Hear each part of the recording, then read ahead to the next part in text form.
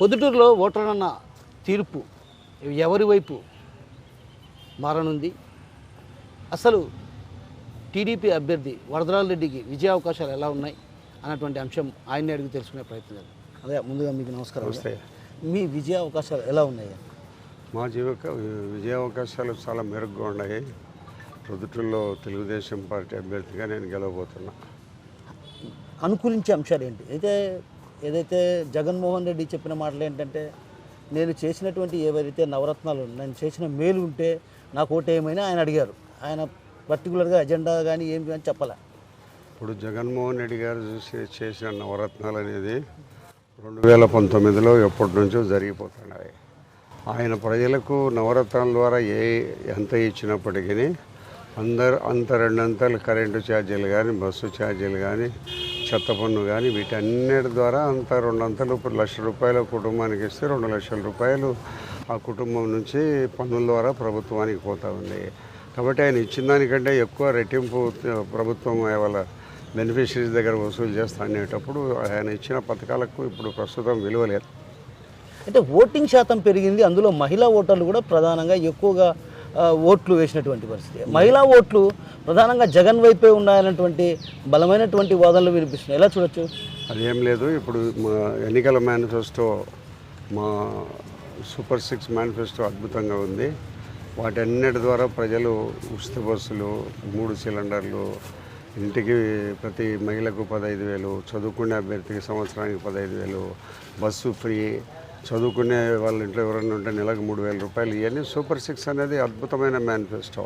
ఈ మేనిఫెస్టోకు ప్రజలందరూ దీనిని మెచ్చుకున్నారు.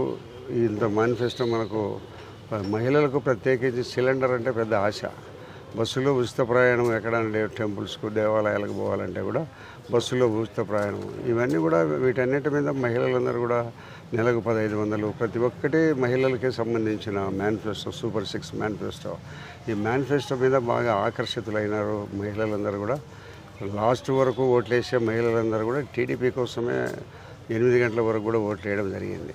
అంటే మీకు అనుకూలించే అంశాలు అంటే ఎమ్మెల్యే పైన ఉన్న వ్యతిరేకత మినహా మిగతా ఏమన్నా అనుకూలించే అంశాలు మీకు ఏమున్నాయి? ఇప్పుడు ప్రొద్దుటూరు పట్టణంలో 5 సంవత్సరాల నుంచి విపరీతమైన దోపిడీ చేస్తున్నారు. ఇక్కడే కాదు, చాలా చోట్ల దోపిడీ చేస్తున్నారు. వాళ్ళు ఎన్నికల అఫిడవిట్లో 1,30,00,000 ఉంటే ఈరోజు ఆస్తి అతను ఎంతో ప్రకటించి 100 చిల్లర కోట్లు ఆయన పైన ప్రకటించినారు. ఎక్కడి నుంచి వచ్చింది? అవినీతి మార్గంగా సంపాదించినారు.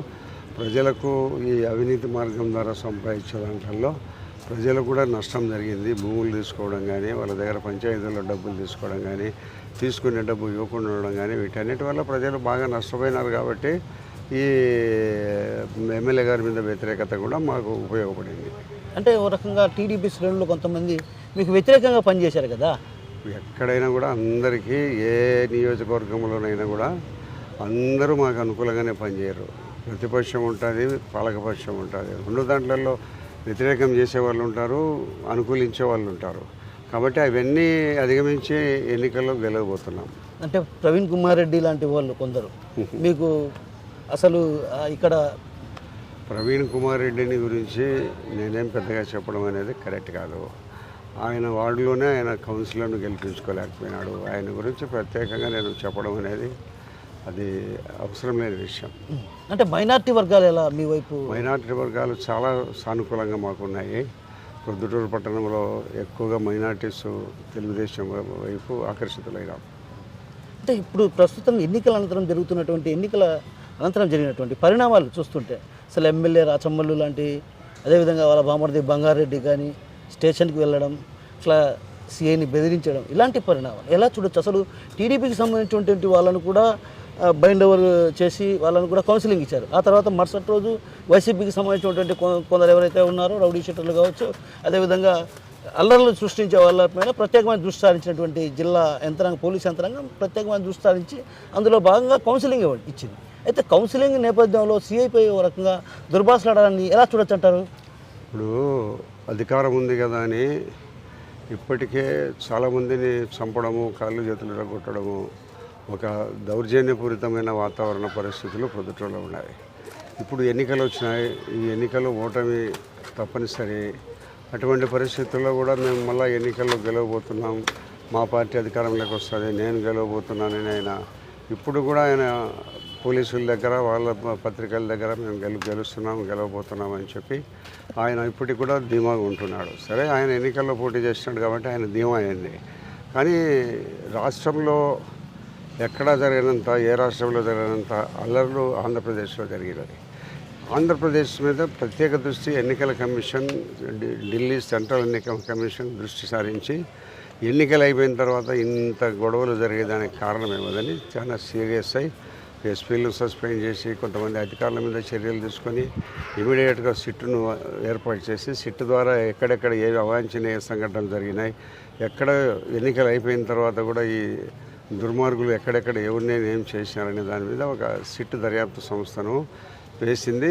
సెంట్రల్ ఎలక్షన్ కమిషన్ సీరియస్గా తీసుకునే దాంట్లో భాగంగా రాష్ట్రం అంతటా కూడా అల్లర్లు జరుగుతాయనే ముందస్తు ఆలోచనతో ఎస్పీలకు అందరికీ కూడా డీజీపీ గారి నుంచి ఆదేశాలు వచ్చినాయి.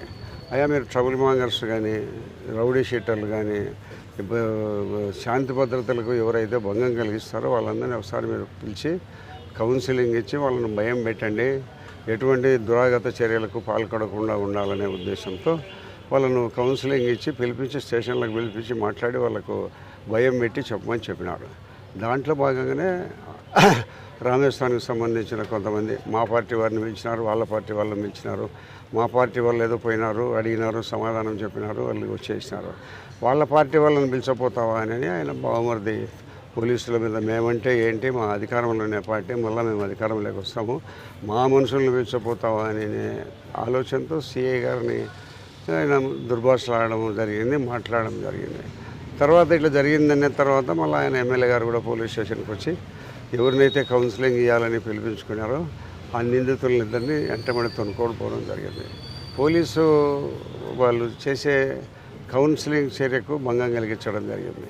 శాంతి భద్రతల దృష్ట్యా రాష్ట్ర ప్రభుత్వ ఆదేశాల మేరకు కౌన్సిలింగ్ ఇచ్చి ప్రతి పోలీస్ స్టేషన్లో ఎవడైతే ట్రబుల్ మాంగర్ కానీ లేదా ఎవడైతే శాంతి భద్రతలకు భంగం కలిగిస్తారని వాళ్ళ దృష్టిలో ఉండబడిన వాళ్ళందరినీ పిలిపించి కౌన్సిలింగ్ ఇవ్వడం జరుగుతుంది. అటు కౌన్సిలింగ్ ఇచ్చే వాళ్ళను దౌర్జన్యంగా పిలిచకపోవడం అనేది తప్పు. మా వాళ్ళను కౌన్సిలింగ్ ఇస్తానంటే ఎవరినైనా పిలుస్తారు. పివి నరసింహారావు ప్రధానమంత్రిగా కోర్టుకు పోయినాడు. ఏమి ఇతను ఎవరు ఏం పొడుచుకొచ్చినాడా ఆంధ్ర రాష్ట్రంలో? జగన్ కోర్టుకు తిరగాల. అంటే ఇప్పుడు ఒక ఎమ్మెల్యే పైన ఎఫ్ఐఆర్ నమోదు చేయడాన్ని ఎలా చూడొచ్చు అంటారు? శాంతి భద్రతల దృష్ట్యా ఎఫ్ఐఆర్ నమోదు చేయడము చట్టబద్ధం, చేయాల్సిందే. ఎందుకంటే విధుల్లో భాగంగానే కౌన్సిలింగ్ ఇచ్చి అందరినీ శాంతి భద్రతలను కాపాడే దానికోసం అందరి ఎస్పీలకు ఆదేశాలు ఇచ్చినారు, ఎస్పీ వాళ్ళ కింది అధికారులకు ఆదేశాలు ఇచ్చినారు. దాంట్లో భాగంగా వాళ్ళు కౌన్సిలింగ్ ఇచ్చి శాంతి భద్రతలు కాపాడనే ప్రయత్నంలో భాగంగా చేస్తామంటే ఈయన నా మనుషులు పిలిపిస్తావా పోలీస్ స్టేషన్ కానీ వచ్చి దౌర్జన్యంగా పిలుచుకొని పోవడము వారి విధులకు ఆటంకం కలిగించడమే. కాబట్టి ఆయన మీద చట్టబద్ధంగా కేసు నమోదు చేయడం చట్టబద్ధం. అంటే ఇప్పుడు టీడీపీ అధినేత నారా చంద్రబాబు నాయుడు కుప్పంలో ఓడిపోతున్నాడు, లోకేష్ మంగళగిరిలో ఓడిపోతున్నాడు, 4వ తేదీ ఖచ్చితంగా ఎన్నికల కమిషన్ ధృవీకరించబోతుంది అంటున్నాడు కదా. ఆయన భ్రమ ఏం చెప్తుంటారంటే పసిరికలు కళ్ళకి పసిరికలు అనేకి ప్రపంచం అంతా పచ్చగా కనపడుతుంటుంది, ఇతనికి అట్టనే కనపడుతుంది. అధికారం శాశ్వతం కాదు, అధికారం బదిలీ అవుతుంటుంది. ఒకరి నుంచి ఒక పార్టీకి బదిలీ అవుతుంది, ఇంకొక రాష్ట్రంలో ఒక పార్టీ నుంచి ఇంకొక పార్టీకి బదిలీ అవుతుంది. రొటీన్ ప్రాసెస్ 5 ఏళ్ళకి ఒకసారి ఎన్నికలు జరిగేటప్పుడు ఇది జరుగుతూ ఉంటుంది. దాంట్లో భాగమే ఇప్పుడు ఆంధ్రప్రదేశ్లో తెలుగుదేశం పార్టీకి అధికారం వచ్చే దాంట్లో ఇది ఒక ప్రక్రియ.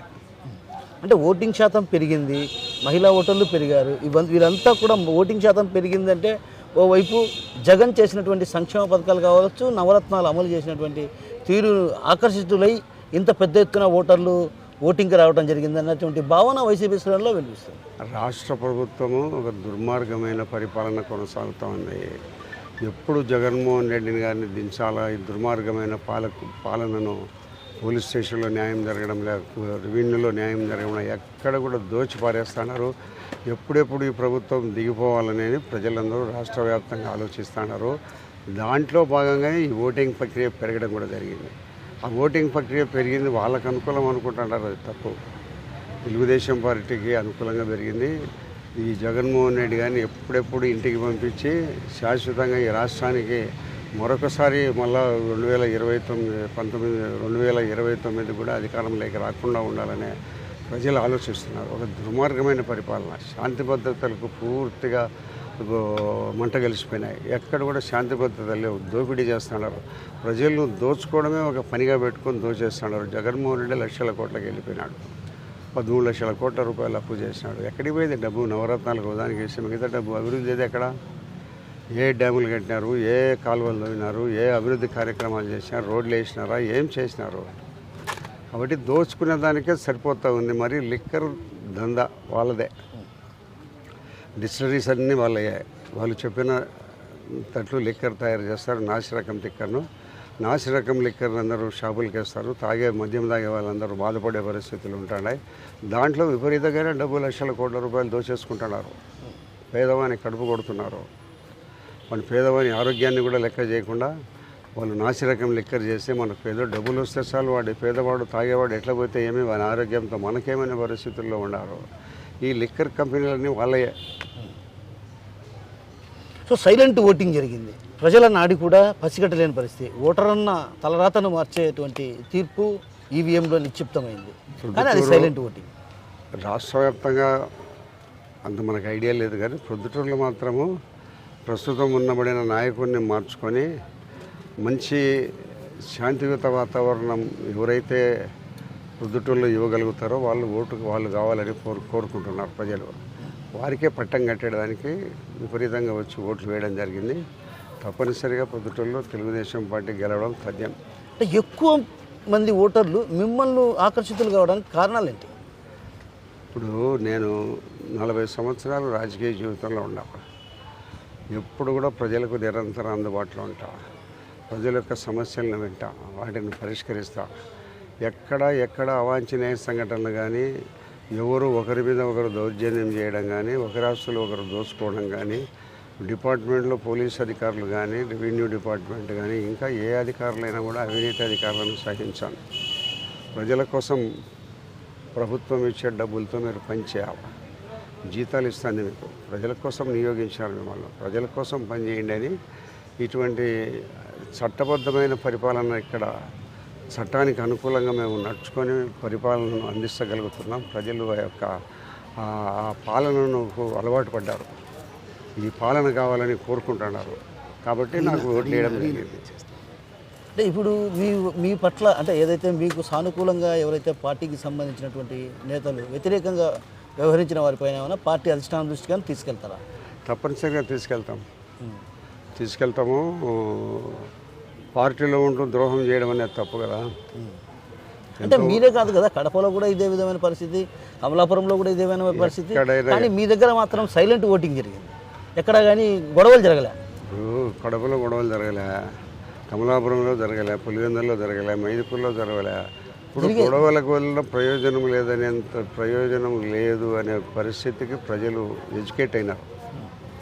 వాటి వలన సాధించేది ఏం లేదని తెలుసుకున్నారు.